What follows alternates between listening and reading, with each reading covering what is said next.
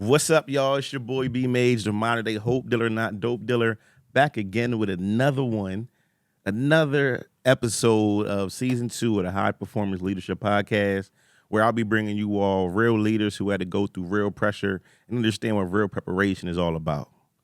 This here, man, this is a special one because Chris Handles Franklin has literally been one of the biggest mentors, friends, big brothers who have been such an influence in my life, in my journey, in my trajectory, like on and off the court. And we have talks numerous of times, talk weekly still, and I always like give him his flowers, especially behind the scenes. But if you know me also, you know, like, the influence and impact he had on my life, along with millions of other lives, is unmatched. So it was only right that I caught my big bro while he was home from tour for the little bit of time that he is here, that we came on and been able to bless the world with just a great conversation about leadership, preparation, adversity, overcoming goals, or achieving goals, overcoming adversity, and it's like really almost like the art of resilience. Because those are all things that I believe you represent and things that you have also helped instill in me. So with no further ado, my big bro, Chris Handles, the world globe-trotting Franklin. I appreciate you, fam. Oh, man. Appreciate you for having me, man. Honored to be here, too. I appreciate that, fam. So, fam, for the world of people who may not, the viewer for people who may not know who you are, just give everybody just kind of a brief overview of who you are, where you from, and kind of a little bit about what you do. You know, a kid from here, Harrisburg. Honored to be living a dream of mine. You know, we started off in Hall Manor, actually, 38E. I saw the Globetrotters on a cartoon, Scooby-Doo. When I was 6 years old and I picked up a ball, I said, that's what I want to do in life. I picked up a ball, started dribbling, and never stopped. We moved from Hall Manor out to Edgemont, but I dribbled the whole way through. And now, you know, in my 19th year with the Globetrotters, living a dream, and that's why it's important to let people know that your dreams are attainable. You can do anything you want to if you put your mind to it, because I'm a living testament to that. Not just little kids, but also adults, you know. Yeah, for sure. It's never too late to be great, and it's never too late to go after your goals or dreams. It's never too late to be great. I love that.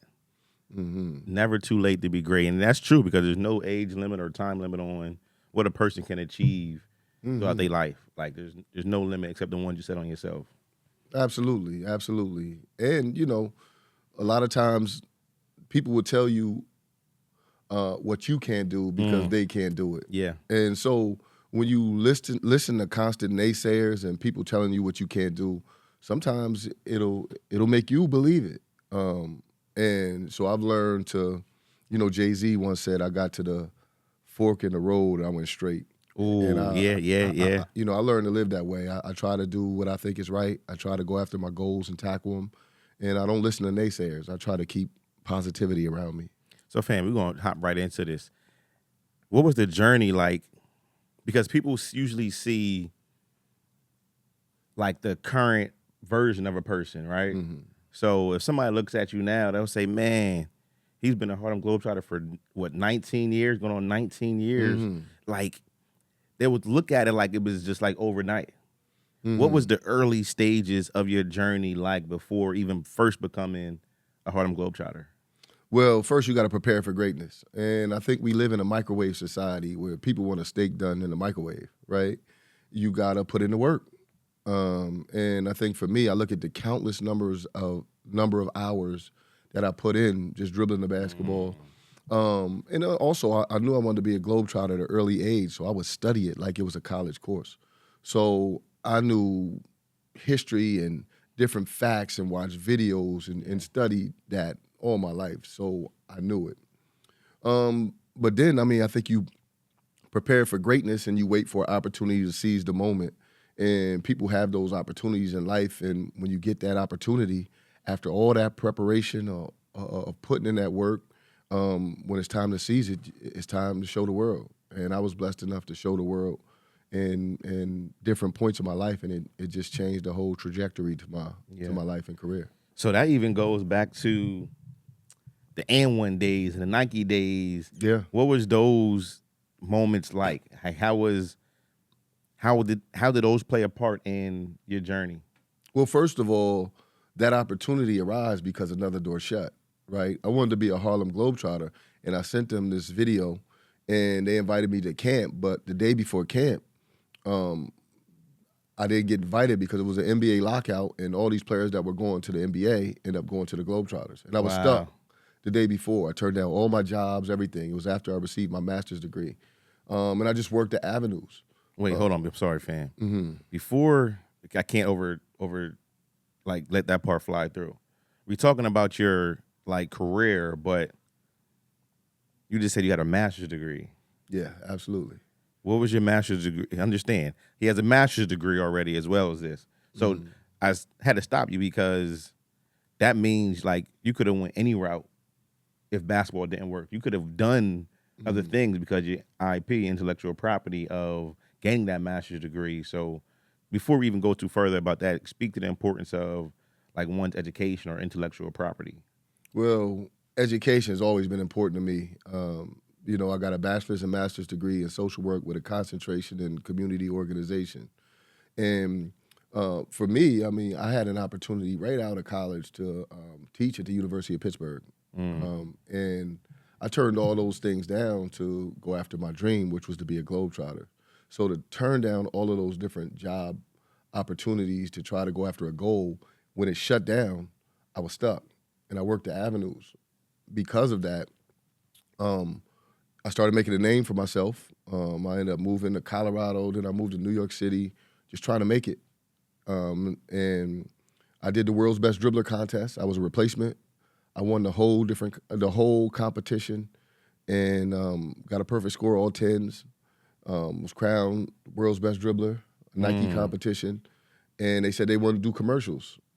I did my very first commercial, freestyle. That commercial changed my life. Went on to win 12 awards. Yeah, that commercial was ESPY fire award. too. It's in the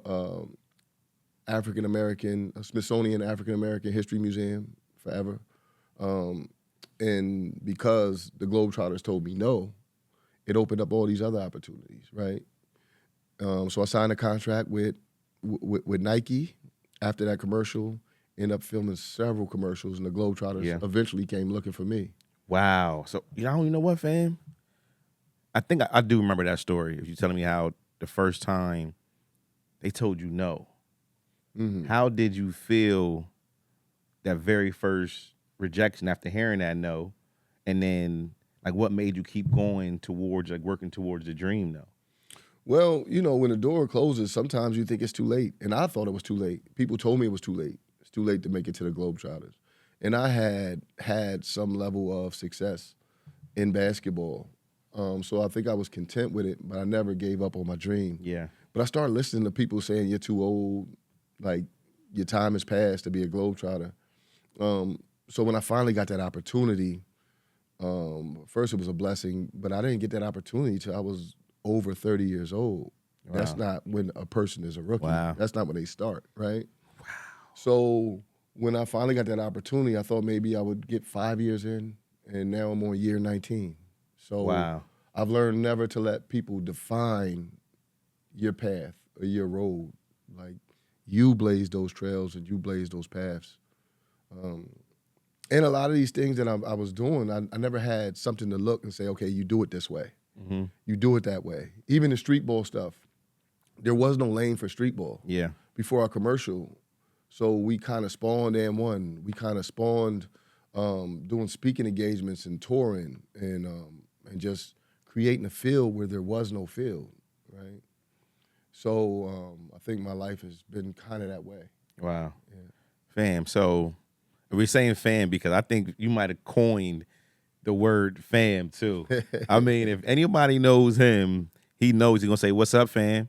How you doing, fam?" I feel like I haven't heard somebody stand on that besides you, fam. That and he also has a whole nother signature of the thumbs, man. People always give somebody a thumbs up, but ain't listen originator giving a thumbs up, but originator of fam. Also with that fam, are we on the Globetrotters still? I never realized it was over 30 for you that you started with the Globetrotters. Yeah. Because there's so much more I want to get into, but as we finish up this Globetrotter segment, personally, I want to say thank you again, fam, because you helped once again change the trajectory of my life. When I moved to Charlotte to pursue my leadership company, it didn't work out. And after I was there, when I was trying to figure out what I'm going to do next, I called you. I'm like, fam, like this contract I have down here, it's like getting cut. I'm still in crazy shape. Like, can you get me a tryout? And you said, B, say no more. I'm make a call right now. A few minutes later, Al Clocker called and set it all up. And it's crazy. It's fast forward, well, rewind, coming out of college, after my master's degree, I was supposed to hop on then as a general. And they brought me to the game in Hershey.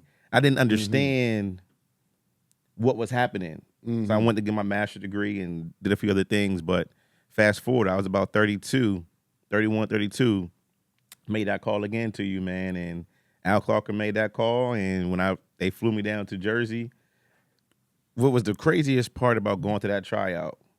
I was the only person there who came in with a resume. Nobody else at that time when I was trying out had a resume, like a real life resume, though. And when it was my turn to go speak, I sat down, spoke to everybody, and shook everybody's hand and looked them dead in the eyes, and I handed them my resume and told them who I am and what I do. They all looked at me like I was crazy because I had a whole resume. And then Judge said he said, man, you don't even belong here. You belong in the office somewhere, man. But after that, we ended up having that first tour together, man. And man, that first time I played in the NBA arena with San Antonio, man, that was a dream come true, fam. Like you made one of my biggest dreams in the world come true. And to be able to do it like with you, unmatched, fam. I've never been able to play on a NBA floor, fam. So to hit as many NBA arenas as we did when I was on with the Generals for those 2 years, fam. And then like the experiences and the friendships that were built from that was stemmed because of you, fam. Man, well, thank you, man. Thank you. I appreciate the words, but again, well deserved. And a lot of times, and I think in my life, it's about providing opportunities for others, right? I had to try to figure out a lot of these paths that there was no one before to do it when it came to the basketball arena. For me, especially not the Globetrotters. Yeah. But I think as a member of that organization and being a part, and just in life, period, I think we don't do enough of helping each other out, building bridges between people and providing opportunities. And not just myself. I mean, it's you work to get somebody on the door, and then their merit And works it's on them. Yeah, their merit keeps them there, right? So wow. As you was just talking about pivots, though, fam, and figuring things out. In the last few years, you had some big pivots and some big choices to make recently, and you had to figure some things out just in regards to like having your parents pass away. Speak on how that made you feel and how you made certain pivots in order to keep thriving and prospering through like a very strong few years time period that like hit really, really heavy in you. Well, you know, that was probably the roughest thing, obviously, that I ever went through, and it's a hole that never gets filled again. You know, losing your parents is a loss that you never get over. Yeah. And I understand now that it's something you never get over. You just learn to live through. Yeah. So 2021 was tough for me, man. I first lost my father in front of me, right in front of me, tried to resuscitate him. And so that was tough for me.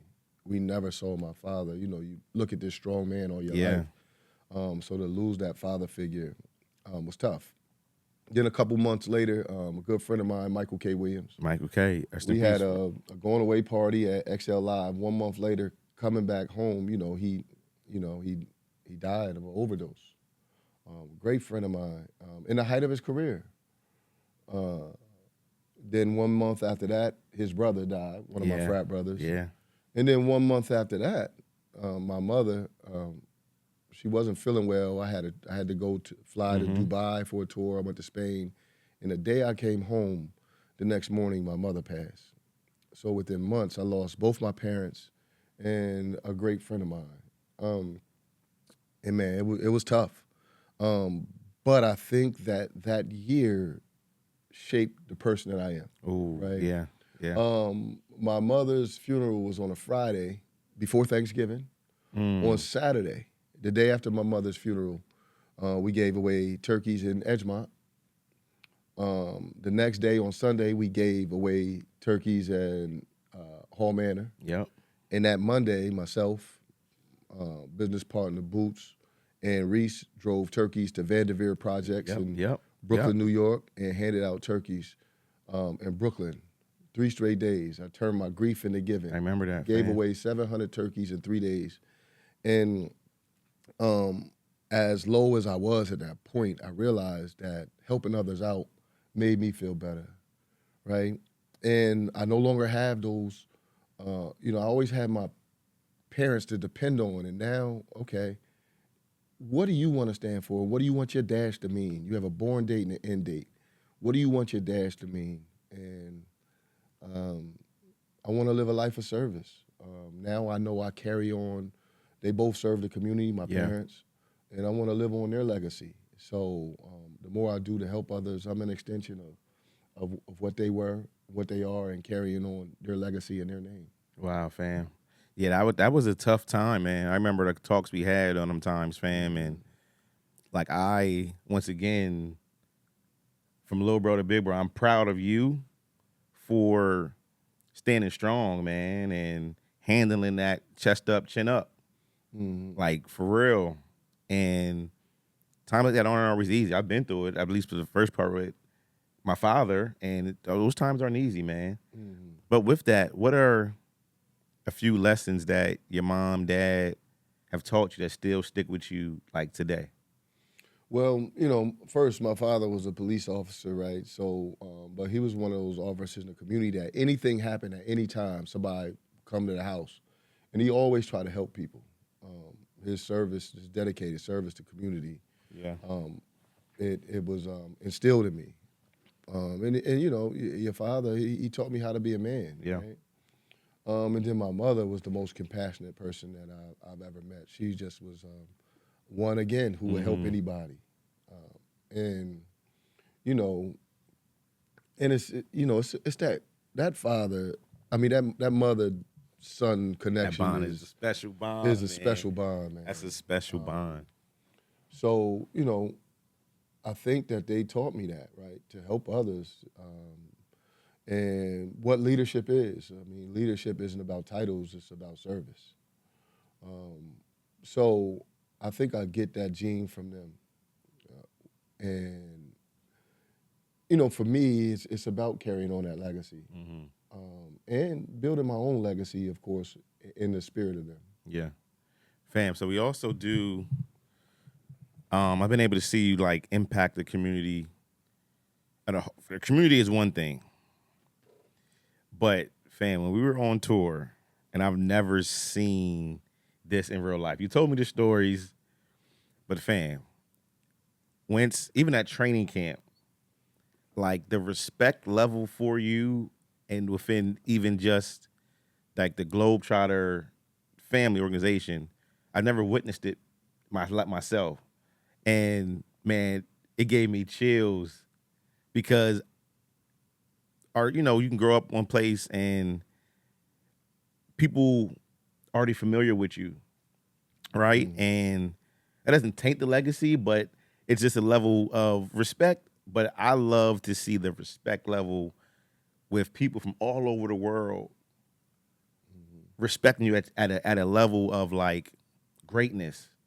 So your legacy, as you speak on legacy, it made me think of that. That fam, you're living a life that's gonna leave a legacy across the world, fam. Not just our community, but across the world with your leadership skills and the way you carry yourself and the way you are so resilient through life, fam. Like you're a living testimony of what leadership is. And I know your mom and pop are smiling down on you every single day, proud of their baby boy of the work you're doing, man. And Thank then, you. fam, when we were in San Antonio on that whole front of the tour, as I'm on the general side and I'm watching you control the whole arena, fam. I'm like, it was hard for me to like play because I'm like watching you, like yo, my fam is like the whole joint though. And then even coming to see your games when you were in Hershey, I used to be so I'm getting chills right now, fam, because it's one thing when you can got a voice over your city, your community, but fam, the way you perform, the way you are as a showman, as a leader, bro, like it's second to none. It's second to none, man. I appreciate that, man. It's second to none. So with that also too, fam, what's one of the like what do you want to give off? I know we talked about legacy for your parents, but how do you want to be remembered though? Um, well, first of all, thank you for the kind words, man. To be able to travel the world and touch lives all How over many the countries world. have you been to? We say travel the world. I think we can't skip that. How many countries? 86 countries, every single state, but 86 countries. And, traveling like that, you understand just the humanity of people and that Mm-hmm. we're all the same, right? So um, I think for myself, I hope to just be remembered as a good person that try to help others. I mean, it's really that simple. And one that try to build leaders. I mean, I think a real leader um, doesn't build followers, he builds leaders. You look Mm-hmm. at some of the great head coaches with offensive coordinators that went on to run their own Yeah, teams. yeah. Or you look at great leaders like Dr. Martin Luther King, who was a leader, but underneath him, he built Reverend Ralph Abernathy, Jesse Jackson, Andrew Young, John Lewis, and they went on to be leaders in their own right. I think that leaders build leaders, and you touch the world by building other leaders. Yeah. So I hope to continue to just put positivity out there in the world. You ever see what I post or what I'm about? It's all positive stuff, Yeah. right? And I try to be around positive people. I try to just have a positive disposition and put positivity out there in the world. Um, but then multiply it by the people that I touch. Yeah. So I hope to be remembered in that way. Because listen, nobody's perfect. We all have our shortcomings. Every single person, right? Facts. Um, and hopefully my good far Outweighs, yeah. outweighs my bad. Yeah. You know. Family, consistency. As we come close to the back end of the pod here, you also run a basketball camp every summer. Mm-hmm. How many summers is it? How many years is that one so far? 23 years. 23 years. Yeah, I think you said a key word: consistency. Right. That's what it is. It's consistency. Consistently building a track record, and that's what gives you credibility. Is your consistency. Yeah. I mean, somebody can go out and do something for a week or a year. It's about being consistent. It's my ninth year giving away turkeys, my turkey giveaway. It's my 23rd year of doing my basketball camp, and I'm blessed to give it away for free. I do it for free. Um, and I'm on my fourth year of doing my free community day. Yeah. I did not only built one park, but built 4 parks. Playgrounds are renovated. Yeah. Fully. Consistency. Fully. And now trying to do something with affordable housing, right? So it's about seeing an issue, seeing a problem, trying to solve it, but being consistent. Wow, I love that, fam. So, what would you tell your younger self right now, knowing what you know now? What would you tell your younger self? One is be patient, right? Because you know we believe that what we want it now, right? And if I would have got exactly what I wanted, like if I would have made the Globetrotters when I thought I should have, Mm-hmm. I would have never did the MTV Music Awards with Jay-Z. I would have never did all of those Nike commercials, LeBron's commercial, and I would have never did all these things. And I don't think it's your plan. It's not when you want it, it's when he wants it, Yeah, right? So one is be patient. Um, and that's key. And number two is continue to work hard, right? You never stop working hard. Every day I try to learn something new. Every day I try to be better.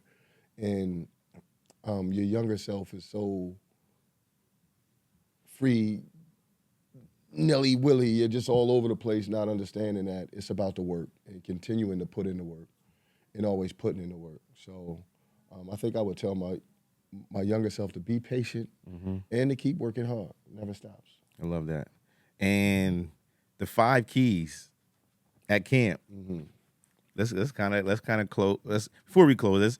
What are the 5 keys that you speak to that you every camper pretty much knows by the time they leave your presence Um, of that well, camp? one those 5 points I think were key in my life, and I try to pass those gems or jewels on to youth. And it's amazing that grown men come up to me saying, "I went to your camp," and still know the 5 points. Yeah. Well, the first one is a simple one: is listen to your parents, teachers, and coaches. They're trying to lead you in the right direction. It's important that you listen to them. And I say that because I wouldn't have made half the mistakes in my life if I would have just listened to my parents, my teachers, and my coaches.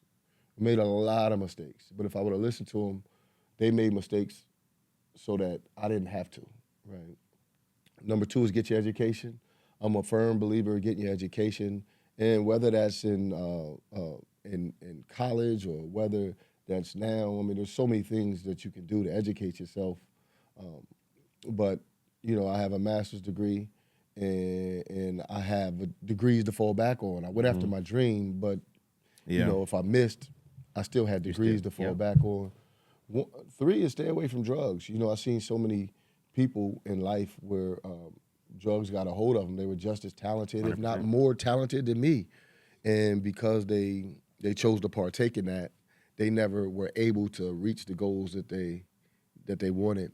Uh, Four is believe in yourself and believe in your dreams. Like I said, people told me all my life I dribbled too much, and they told me I couldn't be a globetrotter a lot of times. And now I travel the world dribbling a basketball Yeah. for a living and been doing it for 30 years now. Yeah.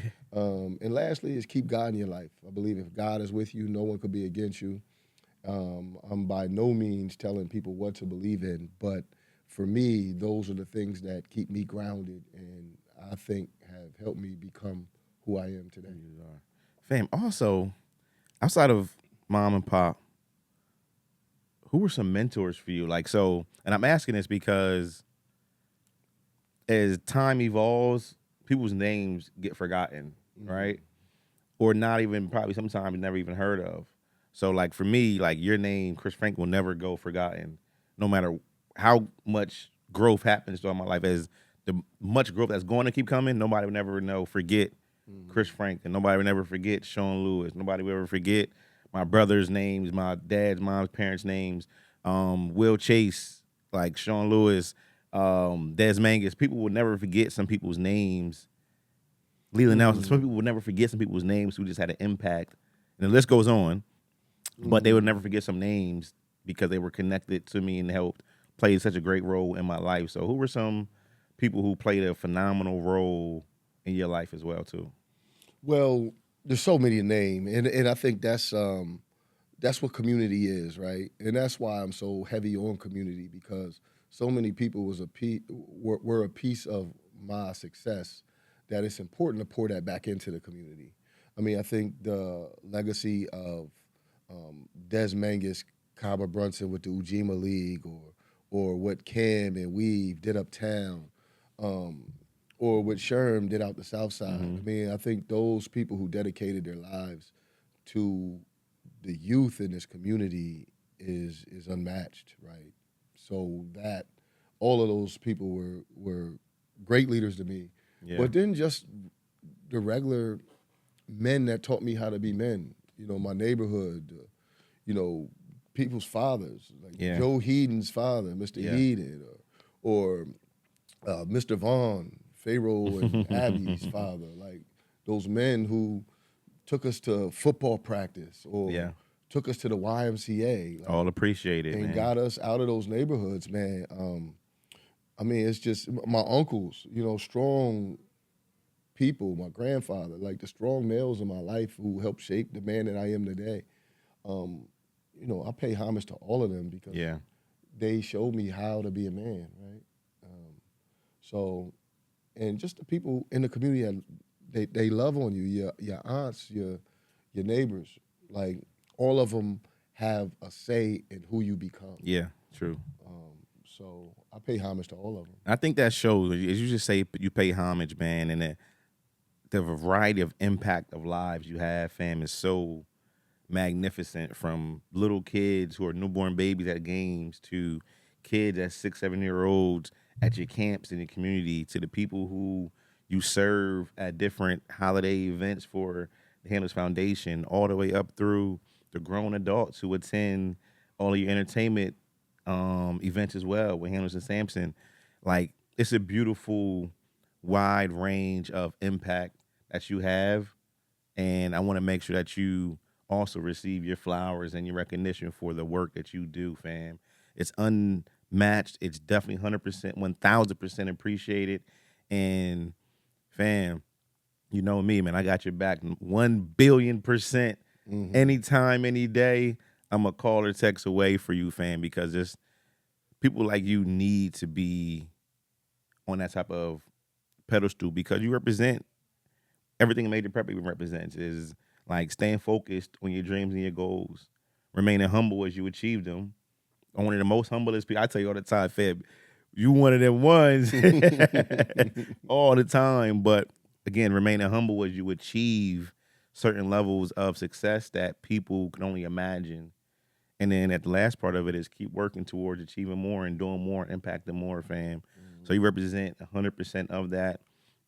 That's why I wanted to make sure I had you.